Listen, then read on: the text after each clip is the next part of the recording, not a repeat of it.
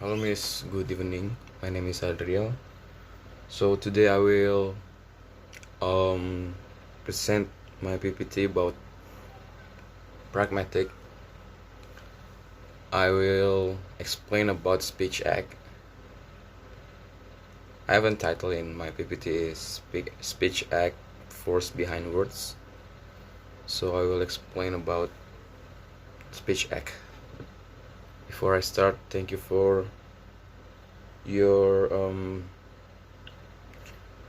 thank you for learning us, teach us about pragmatic.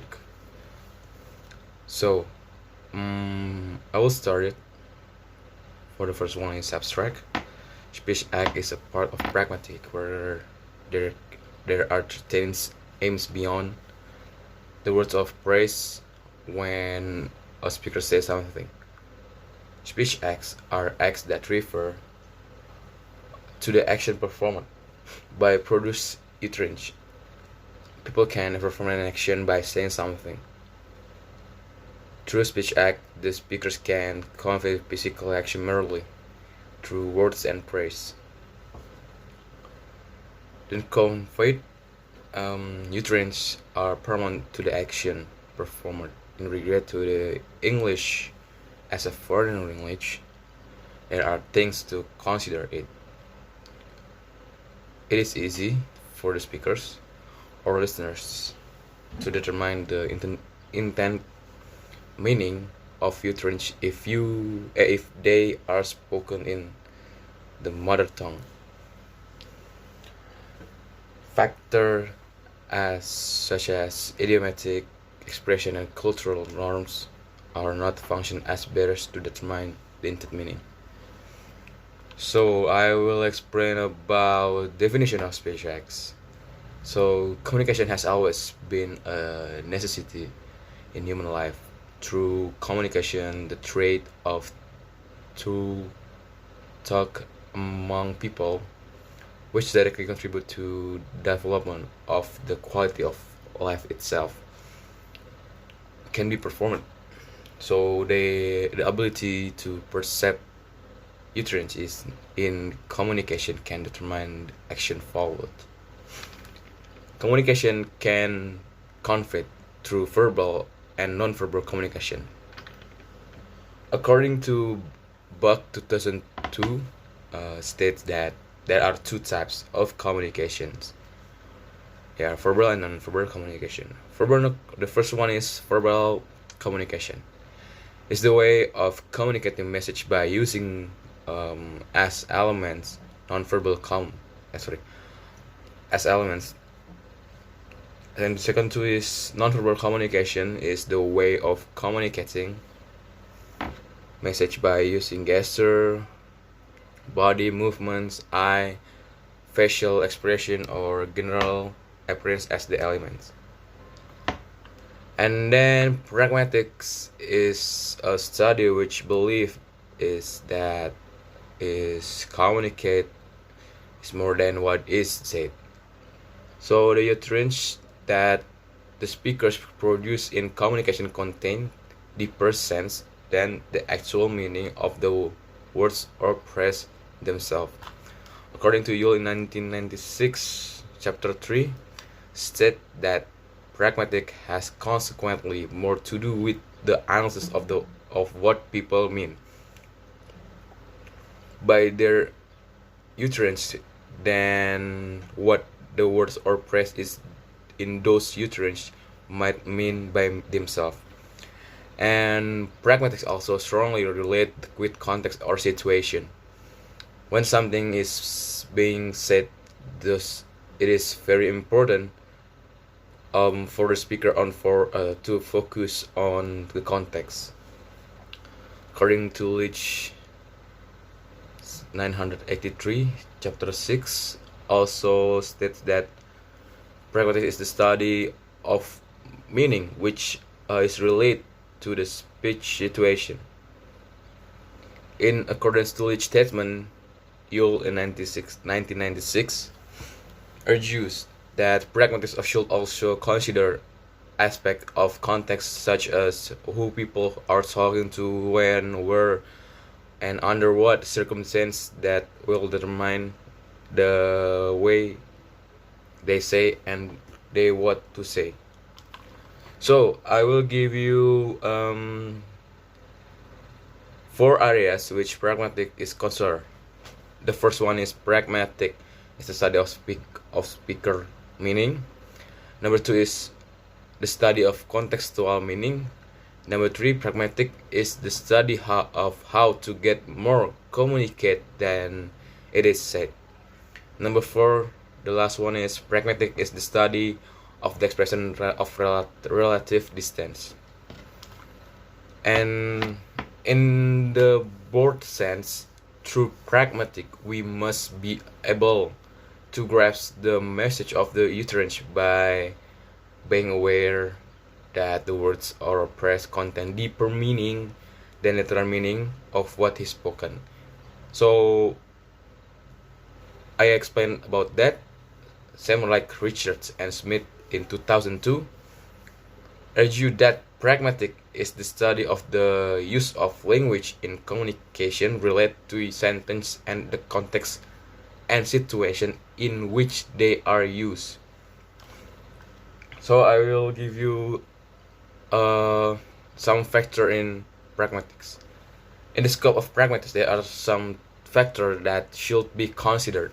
These factors establish the very definition of pragmatic itself. The factors are implicature, speech act, presupposition, context, adjacency, pairs, and dexis and distance. So the next one is speech act are a variety of verbal communication and also subdivision of pragmatics often take place in verbal and non-verbal communication. According to Yule in 1996, states that speech acts are a study of how the speakers and hearers use language. And then according to Batch in 1979, explains that an action in verbal communication has message in itself. So the communication is not only about language, but also it's with action. In conclusion, speech act is the utterance that occurs and act refers to an action. So the next explanation is there are certain aims beyond the words or phrase when a speaker says something, like Austin in Sui 1994 chapter 4 explain that speech acts are acts that refer to the action performed by produced utterance. And in this line, Yule 1996 chapter 47 states that speech act is an action which is performed via utterance, stating the same idea. Like Birner 2030 also say that uttering something means doing something. Here people can perform an action by say something. Through speech act, speakers can convey physical action merely. Through words and phrase, the convey utterance are paramount to the action performed. So I will explain about type of speech act. So there are maybe four. Oh no, maybe three types of speech act. So these are three types of acts in the speech acts. They are locutionary, illocutionary, perlocutionary. So the first one is locutionary.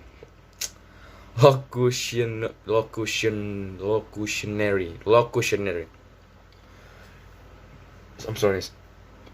Speech act is roughly equivalent to uttering certain utterance with certain ends, certain sense and reference, which again is roughly equivalent to meaning in traditional sense, according to Austin 1962, chapter 108.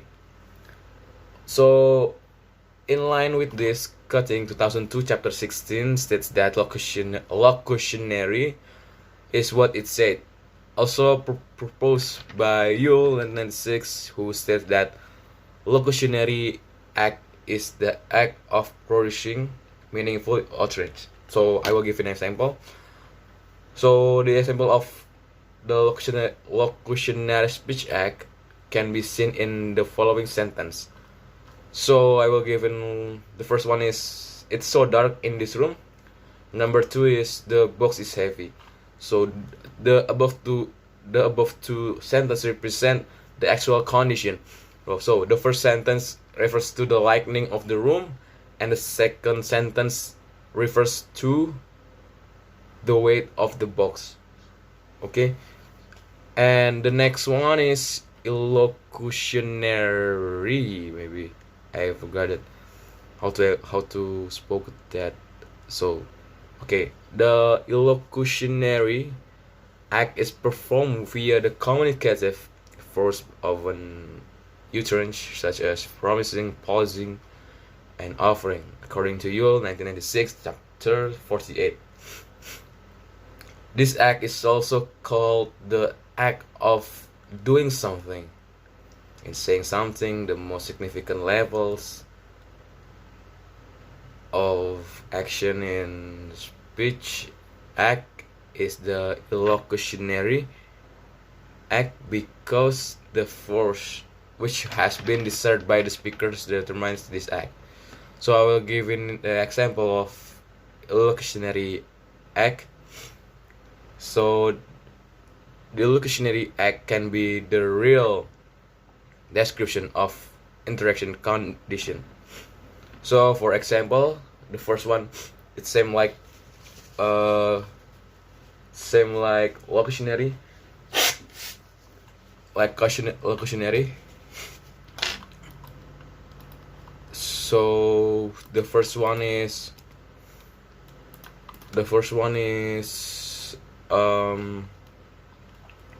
wait a minute, I forgot it.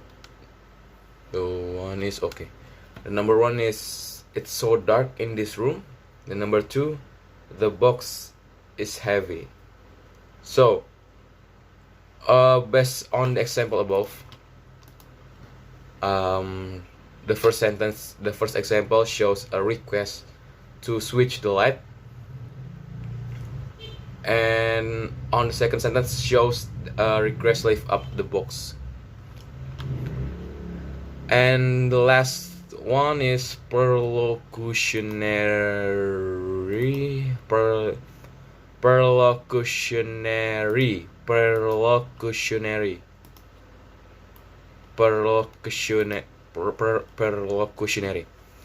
According to Harford and Hazley,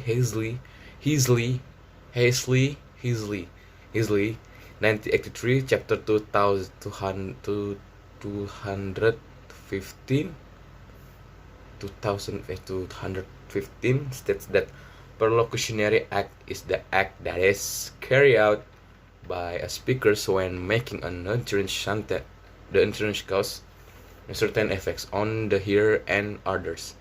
Perlocutionary act is also the act offering someone. Perlocutionary act refers to the effect the utterance has on the talks or action of the other person. I'm sorry, I'm just sick. I'm still sick right now. So I will continue. A perlocutionary act is the specific of the circumstance of issuance, and is therefore not conventionally achieved just by uttering that particular utterance, and includes all those effects, intent or unintended, often determine that some particular utterance in a particular situation calls for. So I will give you an example. The first one is it's so dark in this room. The second two is the box is heavy. So based on the example, like I said, it can be inferred that the first sentence uttered by someone, while switching the light on the second sentence is done by someone while lifting up the box. So I will give you some 5 categories of classification of speech act. The first one is representative. Number 2 is directive. Number 3 is commissive. Number 4 is expressive. Number 5 is declaration. I will give you the explanation about representative. So representative are speech acts that the utterance commit the speakers to the truth of the expressed proposition. The utterance are produced based on the speaker's observation of certain things, then followed by stating the act or opinion based on the observation. When someone says she's beautiful, the speakers can state the sentence based on the fact or just give his or her own opinion about physical condition of person. Second two is directive. Directive are a speech act that speaker use to get someone else to do something. This speech act include requesting, questioning, command orders, and suggesting. For example, when someone says, "Could you lend me a pencil, please?" The utterance represent the speaker's request that here to do something, which is to lend him a pencil. Next one is commissive. Commissive are speech act that the utterance commit the speakers to some future course of action. These include promising, threatening, offering, refusal, pledge. For example, when someone says, "I'll be back," represent the speaker promise that he or she will be back. Number 4 is expressive. Expressive are speech act that the utterance express a psychological state. This speech act include thinking, apologizing, welcoming, and congratulating. For example, when someone says, "Don't be shy, my home is your home," this utterance represent the speaker expression that he or she welcomes someone. And the last one is declaration. Declaration are speech acts that the utterance effect immediate change in the institutional state of affairs, and which tend to rely on elaborate extra linguistic institution. This speech act include communicating, declaring war, questioning, firing, and from employment, like the example, "You are dead to me." So I will explain about speech act in second language. In second language situation, there are things to consider when it comes to speech act. It is easy for the speakers or listeners to determine the intent meaning of utterance if they are spoken in the mother tongue. Factors such as idiomatic expression and cultural norms function as barriers to determine the intent meaning. When it comes to foreign language, those factors could heighten someone's ability to truly understand the meaning of utterance, because the natural tendency for language learner is to fall back on what they know to be appropriate in their first language. So, for example, the following I will give in the example by a native English speakers could easily be misinterpreted by a native Chinese hearer. Like Sarah said, "I could agree with you more," and Mr. Cheng, thinking she couldn't agree with me, "I thought she liked me idea," just like that. So speaking, according to HIMSS 1974, there are speaking model of speech analysis, like as the meaning of as is setting and scenes. The setting refers to the time, place, while scene describes the environment of the situation or type of activity, like classroom, bar, coffee shop, morning friendly conversation. Number two is P. SP. Yeah, I will give you an example about speaking.